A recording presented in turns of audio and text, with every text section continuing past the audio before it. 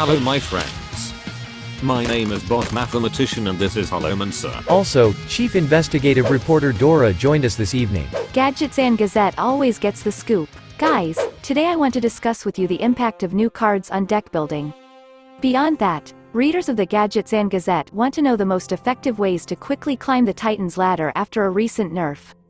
Okay Dora, that's a great research topic. As always, we collected and analyzed a ton of information from various meta sources, and also added conclusions based on our own experience. I in turn, have researched many decks from pro players to find the best builds for you. I suggest starting with Death Knight. In addition to the usual core rune strategies, the class finally has a stable fourth archetype. At the moment, the Unholy archetype has the lowest efficiency. Frost strategy is more competitive, but has the lowest popularity among players. The release of Titans had little effect on the builds of these strategies. Blood Death Knight is gradually returning to the top of the best decks. The archetype had to make changes to adapt to the control competitive environment. Despite this, the deck does not use new cards with the exception of the Primus. It is also worth noting that the Festival of Legends had minimal impact on all core strategies. We recommend the Plague archetype as it can bring a new gaming experience. This fact made the archetype the most popular in the first week after release. Finally, we got something fundamentally new within the class. The disadvantage of the deck is the very high cost. You will need 5 legendary and 6 epic cards. The second drawback is unstable efficiency. We want to show you another deck. This is an unusual experimental build of the Unholy archetype that also uses the Plague core. If you still like to play with eggs, then you should try this archetype. Next in line is the Demon Hunter.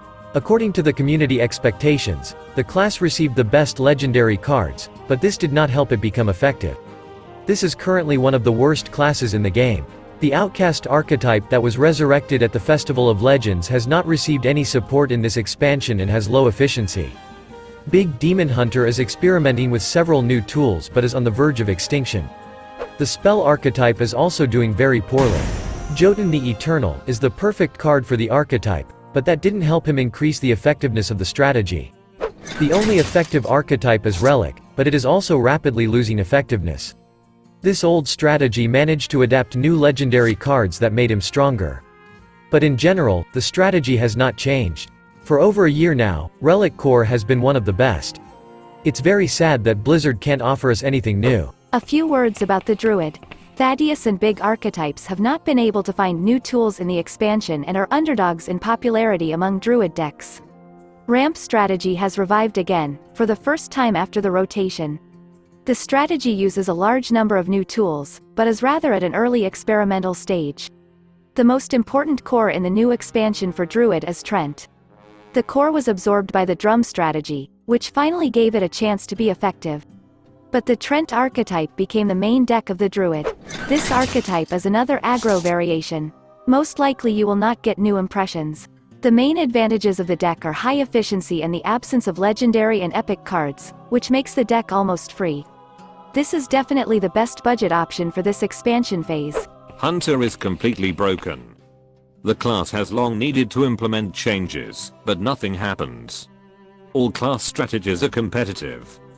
Several new tools made the Deathrattle Hunter possible. This is another experimental archetype that has come to use Egg synergy. In addition, the deck contains the Spirit core, by the way, as well as the rest of the archetypes.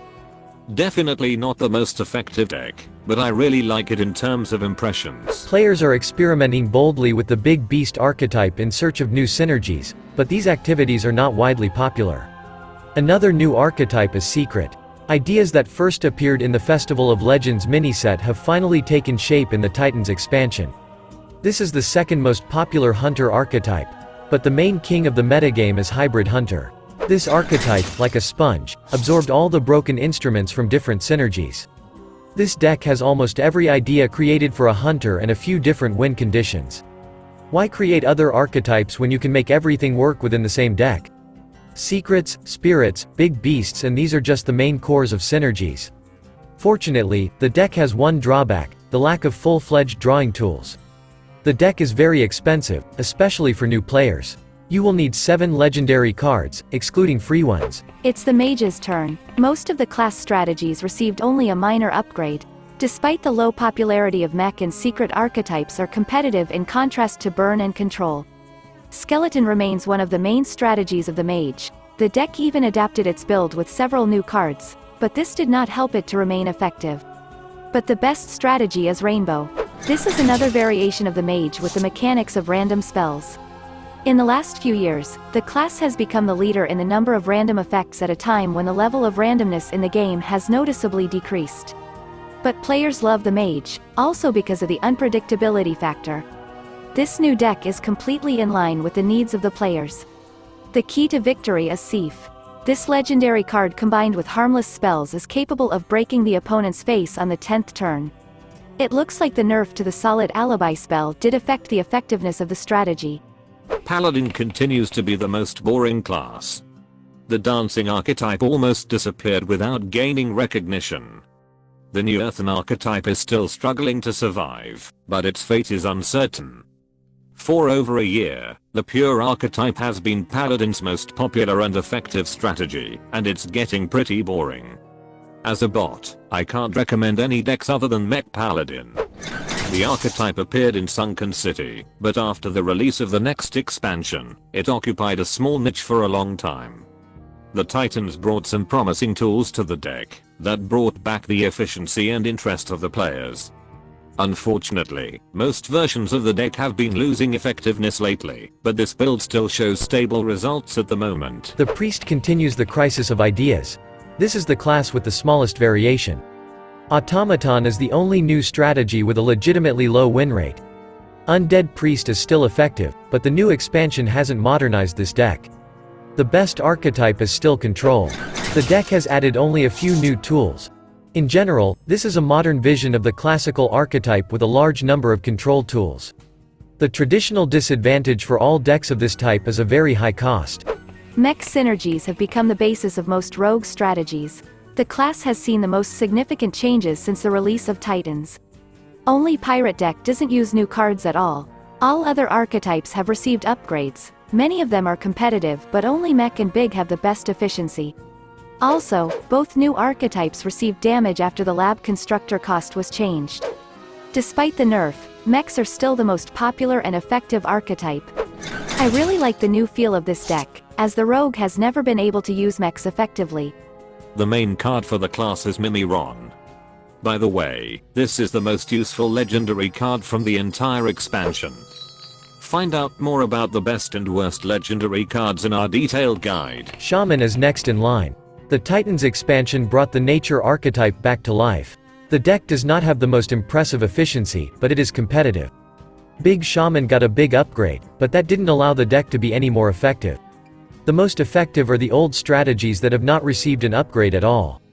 Evolve and Totem decks are still the best, but Totem is a bit more productive. Despite the fact that the archetype returned to the game in Castle Nathria, it became popular and effective only after the rotation. The main advantage is the relatively low cost of the deck. You only need 2 legendary cards and 6 epic ones. The disadvantage is the similarity of the game style with the version from the Wild format. It is unlikely that the Shaman will have an effective alternative before the release of the next expansion.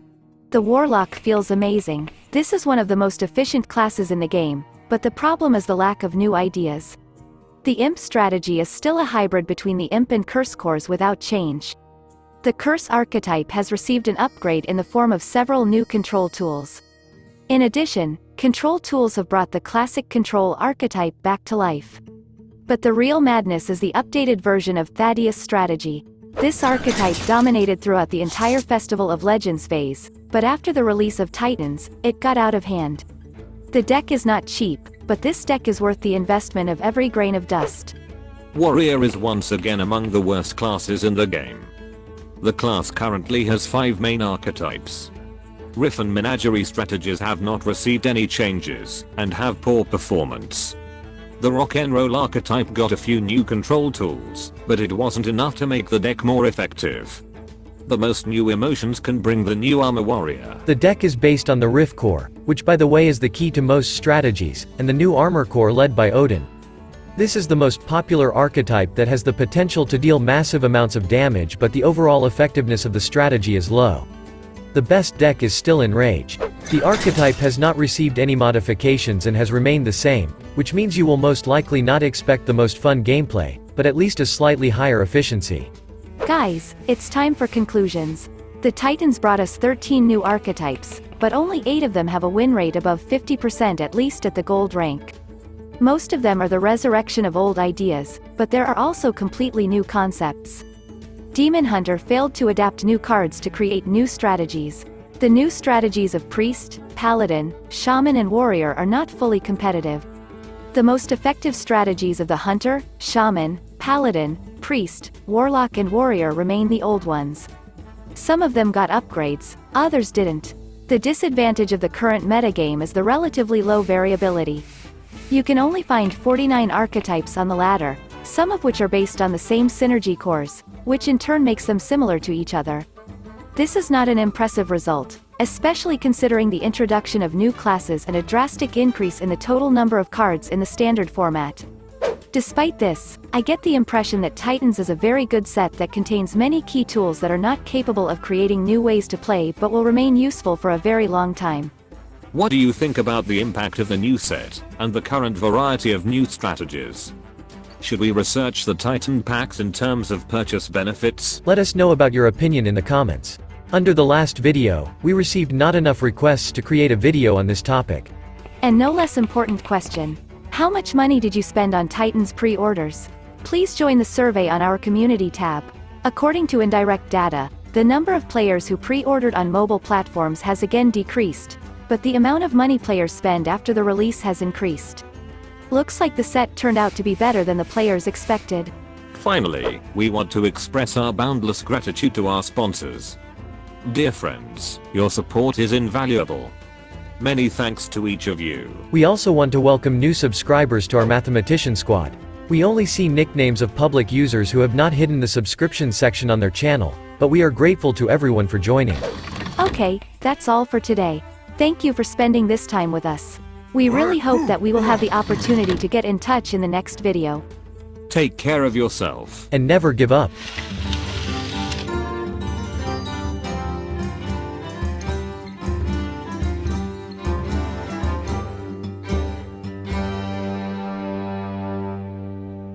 Job's done.